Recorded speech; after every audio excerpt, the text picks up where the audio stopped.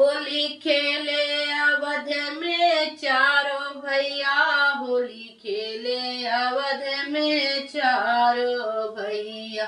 यमुना के तट पे सरयू के तट पे, यमुना के तट पे सरयू के बाहे पवन पुरवैया, होली खेले चारों भैया।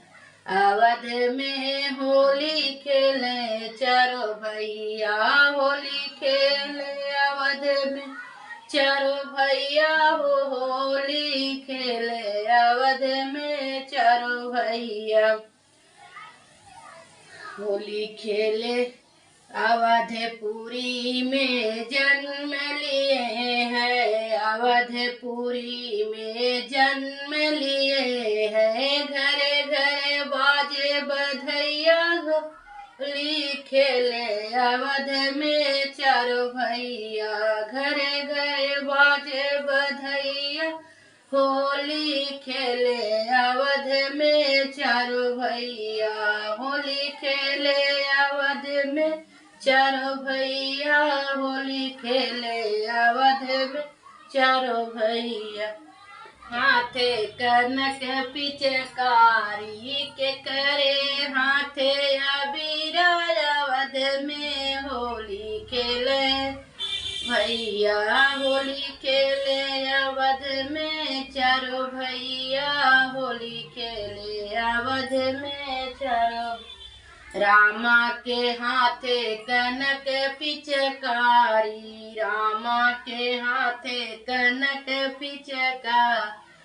सीता के हाथ अबीरा, होली खेले अवध में चारों भैया। सीता के हाथे अबीरा, होली खेले अवध में चारों भैया।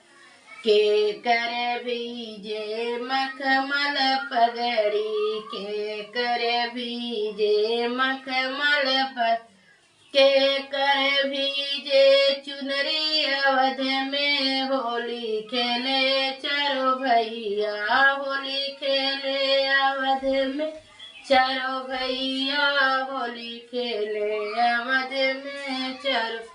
रामा के भीगे मखमल पगड़ी, रामा के भीगे मखमल।